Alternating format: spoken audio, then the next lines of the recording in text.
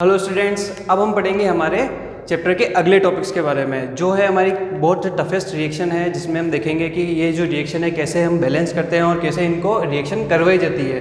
पिछले वीडियो में हमने यानी कि पिछले लेक्चर में हमने हमारी कुछ इजी रिएक्शंस के बारे में देखा था। जो इजी रिएक्शंस थी वो क्या थी, हमारी संयुग्मन अभिक्रिया थी एक तो, यानी संयुग्मन रिएक्शन थी, एक वियोजन अभिक्रिया थी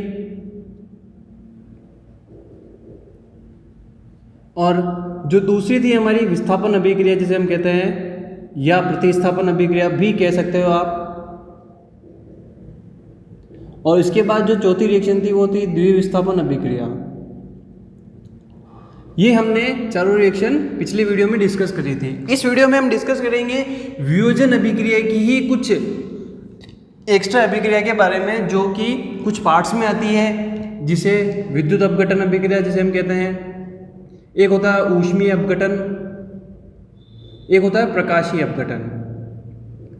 ये जो तीनों अपघटन अभिक्रिया है ये हमारी वियोजन अभिक्रिया का ही पार्ट है, जो आपकी बुक्स में या आपके सिलेबस में गिवन है। तो हम डिस्कस करते हैं अब हमारी चैप्टर की कुछ टफेस्ट रिएक्शन के बारे में। तो लेट्स सी।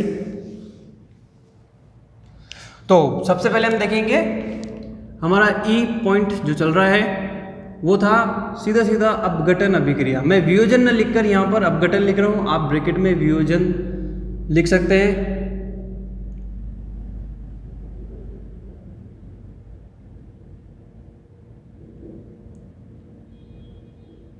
इस वियोजन अभिक्रिया यानी अपघटन अभिक्रिया के जो तीन पार्ट मैंने बताए थे आपको।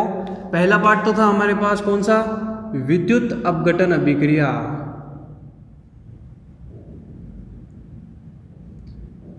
यानी कि ऐसी अभिक्रिया जिसके अंदर विद्युत का सीधा सीधा संचालन हो, तभी वो अभिक्रिया क्या होती है, कंप्लीट होती है।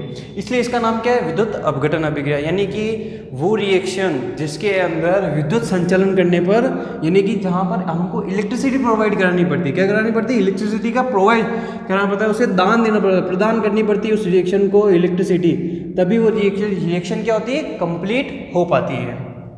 तो देखिए इसके कुछ एग्जाम्पल मैं आपको बताता हूँ इस विद्युत अपघटन अभिक्रिया का। तो देखिए जैसे मैंने लिया जल, क्या लिया, जल, ये लिक्विड अवस्था में, देखिए यहाँ नीचे मैंने स्मॉल एल लिखा हुआ है, थोड़ा सा सही लिख देता हूँ मैं, ये लीजिए। तो ये क्या है, जल है। अगर मैं इसके अंदर विद्युत धारा प्रवाहित करता हूँ, क्या, विद्युत धारा, तो क्या होगा, जो ये जल है इसके दो अणुओं में टूट जाएगा। क्या हो जाएगा, दो अणुओं में टूट जाएगा। अब देखिए ये जो रिएक्शन है ये बैलेंस नहीं है, तो इसको हम प्रॉपर्ली बैलेंस कर देते हैं। देखिए ऑक्सीजन दो, इधर एक ही है, तो मैं यहाँ दो लगा रहा हूँ, और इधर चार हो गए हाइड्रोजन, तो इधर भी चार। तो देखिए रिएक्शन एक प्रॉपर बैलेंस भी है। और ये जो रिएक्शन है ये एक बहुत अच्छा उदाहरण है हमारे लिए, किसका, विद्युत अपघटन अभिक्रिया का। देखिए ये जो जल है, उस जल के अंदर जैसे ही आपने विद्युत धारा प्रवाहित करी तो हमें क्या मिला, हाइड्रोजन गैस और ऑक्सीजन गैस मिली। अब यहाँ पर ये गैस है तो हम यहाँ जी लगा देते हैं नीचे इनके, क्योंकि ये इनकी भौतिक अवस्था को प्रदर्शित करता है। कुछ और उदाहरण लेता हूँ मैं, जैसे एक सबसे अच्छा उदाहरण आपके लिए,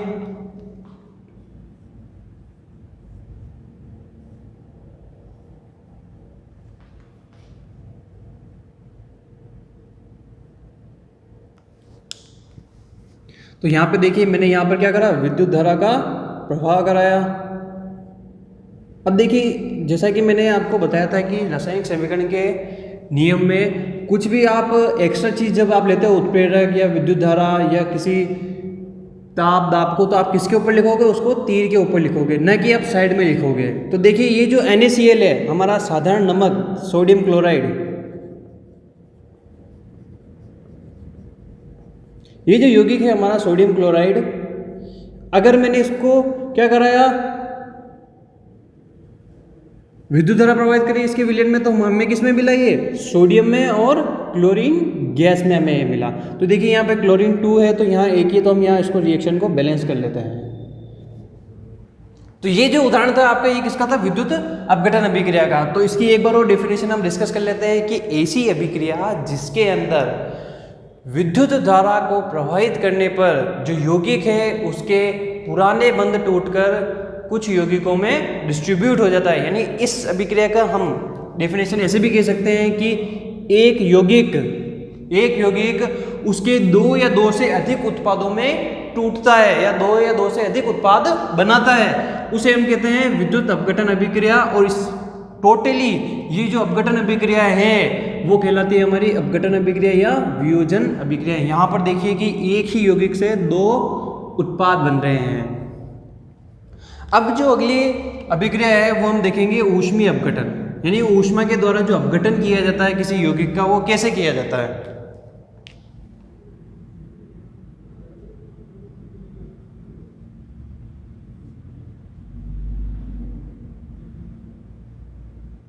यानी कि ऊष्मा के द्वारा जो अपघटन होता है हमारे किसी यौगिक का, तो वो कैसे होता है, तो वो देखिए इसमें लिए आपके लिए मैं एग्जांपल ले रहा हूँ कैल्शियम क्लोराइड का, सॉरी कैल्शियम कार्बोनेट का ले लेते हैं। ये एक अच्छा एग्जांपल है इस रिएक्शन के लिए। तो देखिए क्या होगा, ऊष्मा का मतलब किसी चीज़ को गर्म करना होता है। क्या होता है, किसी चीज़ को गर्म करना। तो गर्म करने पर, तो मैंने पहले ही बताया था कि आप किसी चीज़ को गर्म कर रहे हो या ताप दे रहे हो तो उसके लिए आपको तीर के ऊपर वो चीज़ लिखनी पड़ेगी। तो देखिए मैंने ये लिख दिए। ये जो त्रिभुज का साइन है ये ऊष्मा का साइन होता है। क्या होता है, ऊष्मा का साइन होता है। अब जैसे ये कैल्शियम कार्बोनेट,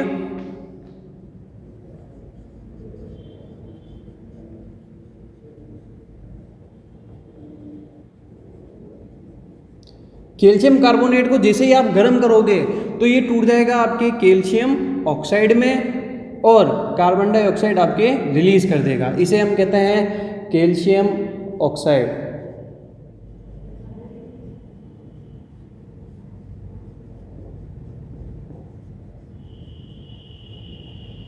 और ये हमारी कार्बन डाइऑक्साइड है।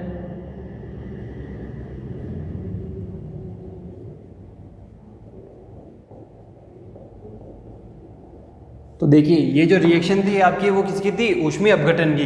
ये जो पदार्थ है यौगिक वो किस में टूटा, उसके 2 या 2 से अधिक उत्पादों में टूट गया। यहाँ पर जो पुराने बंध थे वो किस में टूट गए, फिर नए बंधों में आकर बन गए उत्पाद के रूप में। तो ये जो अभिक्रिया थी वो हमारी किसकी थी, ऊष्मीय अपघटन की।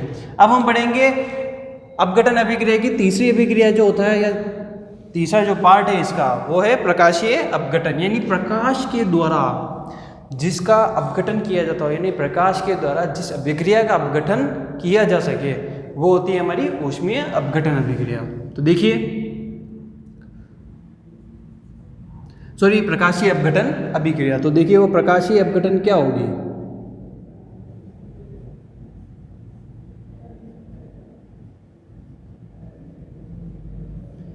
अब प्रकाशीय अपघटन का मतलब क्या है, ऊष्मा से हमें समझ में आता है और विद्युत से भी हमें समझ में आता है कि जो विद्युत है तो हम क्या करेंगे, उसमें विद्युत डालेंगे, विद्युत तरह प्रवाहित करेंगे। ऊष्मा है तो हम क्या देंगे, उसमें ऊष्मा देंगे। अब प्रकाश का है तो हम प्रकाश कैसे देंगे, तो प्रकाश आपका जो नेचुरली जो प्रकाश होता है यानी जो सनलाइट होती है उसके प्रेजेंट में ये अभिक्रिया कराई जाती है। यानी कि आपके सूरज की किरणों की उपस्थिति में ये अभिक्रिया संपन्न होती है। तो देखिए इसका उदाहरण मैं बताता हूँ आपको। इसकी जो बेस्ट रिएक्शन है, यहां हम लिखेंगे सूर्य प्रकाश, सूर्य का प्रकाश। आप सूर्य का प्रकाश न लिखकर आप ऐसे सनलाइट का चिन्ह भी बना सकते हो। ये कुछ इस तरीके से होता है। तो देखिए कि ये जो HBr है इसे हम कहते हैं हाइड्रोजन ब्रोमाइड।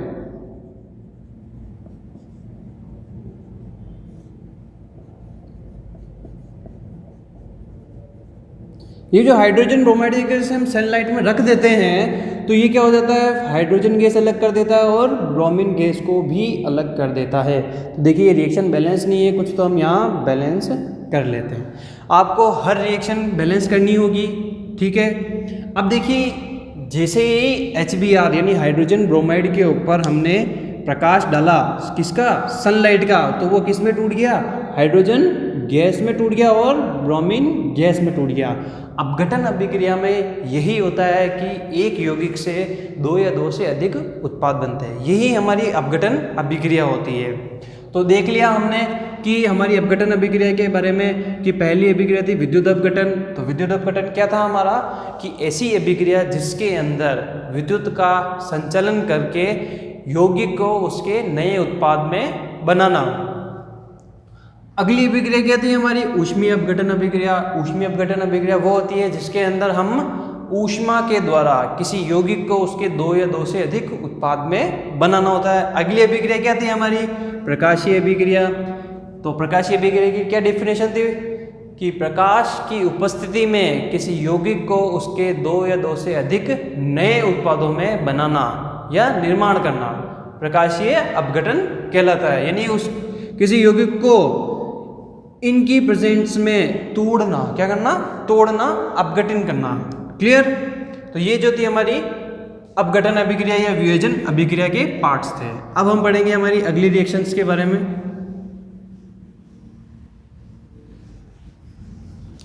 हमारी जो अगली रिएक्शन है वो है तीव्र और मंद अभिक्रिया, यानी कि एक तो तेज अभिक्रिया और एक धीमी अभिक्रिया। यानी कि वो अभिक्रिया जो सबसे ज़्यादा तेज होती है और एक वो अभिक्रिया जो बहुत टाइम लगाकर धीरे धीरे होती है। तो इन अभिक्रियाओं को हम तीव्र और मंद अभिक्रिया कहते हैं। तो देखिए हमारा F पॉइंट तीव्र तथा मंद अभिक्रिया।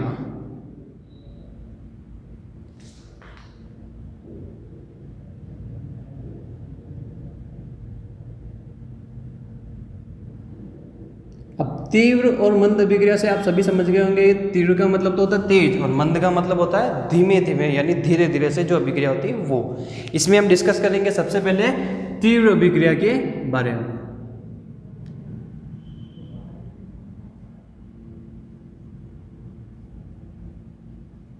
तीव्र अभिक्रिया की जो परिभाषा होती है वो ये होती है कि ऐसी अभिक्रिया जो संपन्न होने में कुछ क्षण ही लगाती है, यानी कि आपकी पलक झपकने से पहले ही वो अभिक्रिया क्या हो जाती है, समाप्त हो जाती है। जैसे ही आपने दो यौगिक लिए, उनको जैसे ही आपने अभिक्रिया करवाई और वो फटाफट से हो जाती है।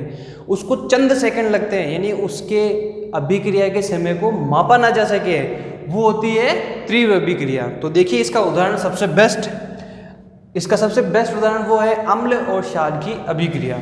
अम्ल और क्षार की अभिक्रिया सबसे ज़्यादा तीव्र मानी जाने वाली अभिक्रिया है। तो देखिए इसका उदाहरण,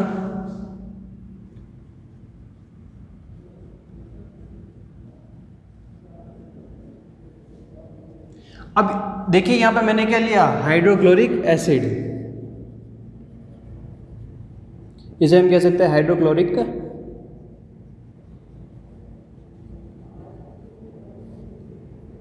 अम्ल।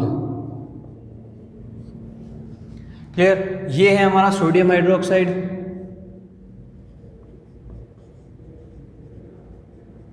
अब देखिए कि ये जो रिएक्शन होगी वो किस प्रकार होगी। एक तो है हमारा क्षार और एक है हमारा अम्ल। जब हमने अम्ल क्षार वाला चैप्टर पढ़ा था तभी मैंने बताया था कि HCl एक प्रबल अम्ल होता है और NaOH एक प्रबल क्षार होता है। तो इन दोनों की जैसे हम रिएक्शन कराएंगे तो ये इतनी तीव्र अभिक्रिया होती है कि ये फटाफट से आपको NaCl प्लस वाटर दे देगा। क्या दे देगा? NaCl और वाटर। अब आप सोच रहे होंगे कि ये अभिक्रिया इतनी तीव्र है तो इसका समय कितना होगा। तो वैज्ञानिकों द्वारा जो समय इसका मापा गया है वो अप्रोक्स आपका है 10⁻⁻10 सेकेंड। ये इसका टाइम नोट किया गया है। तो देखिए ये जो 10⁻⁻10 है, तो ये देखिए 1/,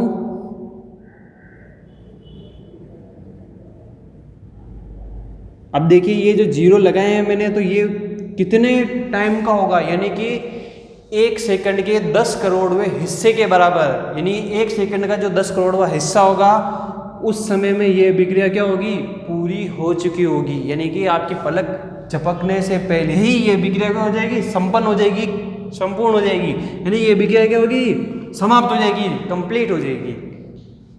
अब इसका एक एग्जाम्पल और मैं आपके सामने लेता हूँ। मैं इसके थोड़े नाम मिटा रहा हूँ, ध्यान दीजिए। एक अभिक्रिया और है इसकी AgNO3, इसे हम कहते हैं सिल्वर नाइट्राइट। और इसकी अभिक्रिया कराई मैंने आपके जो HCl एसिड है, क्या HCl एसिड। तो देखिए ये जो अभिक्रिया क्या होगी, वो हमारा जो प्रोडक्ट बनेगा वो बनेगा हमारा AgCl प्लस HNO3, इसे हम कहते हैं सिल्वर नाइट्राइट।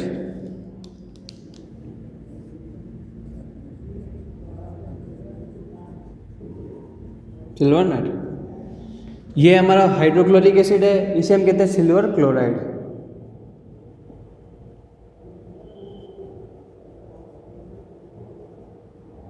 और ये जो हमारा हाइड्रोजन नाइट्राइड, यानी नाइट्रिक एसिड भी आप कह सकते हो या हाइड्रोजन नाइट्राइड।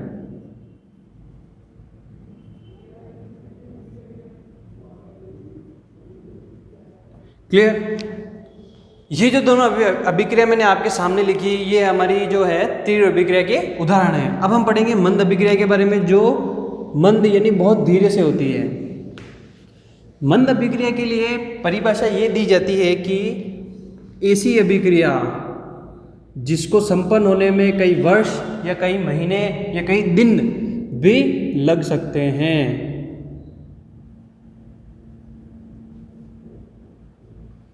कौन सी अभिक्रिया? ऐसी अभिक्रिया जिसे संपन्न होने में यानी कंप्लीट होने में कई वर्ष, कई महीने या कई दिनों का समय भी लग सकता है, तो वो अभिक्रिया क्या कहलाएगी? हमारी मंद अभिक्रिया। तो देखिए मंद अभिक्रिया का सबसे बेस्ट एग्जाम्पल जो है वो आपकी बुक में भी दिया हुआ है, तो वो देखिए वो क्या है, यानी जो फेरस है, क्या हमारा आयरन है, जब वातावरण की ऑक्सीजन की जल व वाष्प के साथ अभिक्रिया करता है तो जो प्रोडक्ट बनता है वो होता है ये, इसका नाम थोड़ी देर में आपको मैं बताता हूँ, पहले रिएक्शन लिख लेते हैं हम। इस रिएक्शन को साथ के साथ हम बैलेंस भी करेंगे।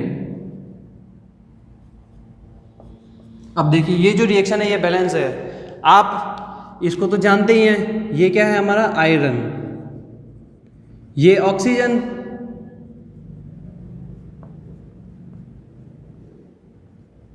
ये हमारा जल, और ये जो प्रोडक्ट बना है वो क्या है? आप सभी ने 9th क्लास में एक फॉर्मूला पढ़ा होगा, Fe2O3.XH2O।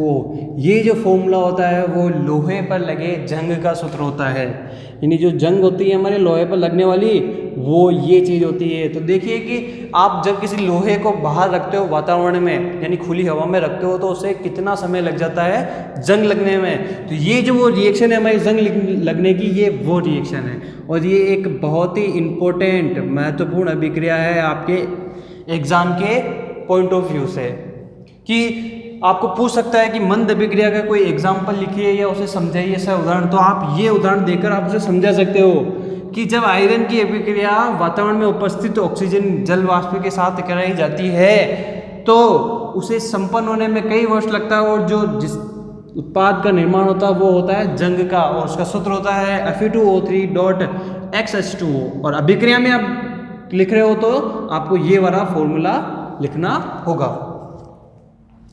अब आप देखिए कि ये जो रिएक्शन है वो एक बैलेंस्ड रिएक्शन है आपकी, और ये जो जंग लगने का सूत्र है आप इस सूत्र को याद कर लीजिए, बहुत काम आने वाला है ये सूत्र, क्योंकि ये जो रिएक्शन है सबसे बेस्ट मानी जाने वाली रिएक्शन है किसकी? मंद अभिक्रिया की। कुछ और एग्जांपल मैं आपके सामने रखता हूँ यहाँ पर, KClO3, इसको जब आप क्या करोगे? गर्म करते हो, क्या करते हो? गर्म करते हो, या इसे खुली हवा में छोड़ देते हो आप, तो क्या होगा? ये टूटेगा आपके इसमें,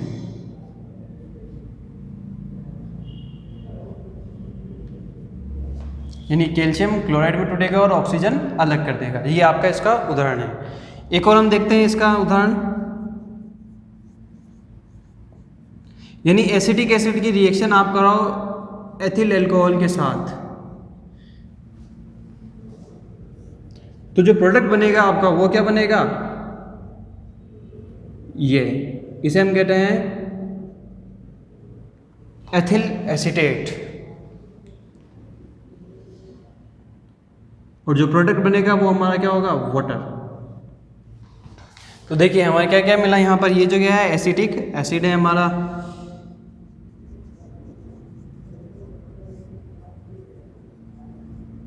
ये हमारा एथिल अल्कोहल है,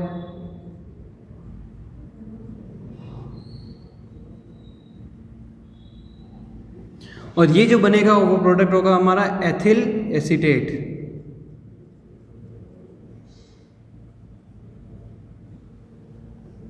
और ये जल। तो आप समझ गए होंगे कि ये रिएक्शन क्या है और ये मंद अभिक्रिया के कुछ उदाहरण हैं। अगली रिएक्शन में हम पढ़ेंगे कि जो उत्क्रमणीय अभिक्रिया या अनुत्क्रमणीय अभिक्रिया होती है वो क्या होती है, तो वो रिएक्शन अब हम पढ़ेंगे।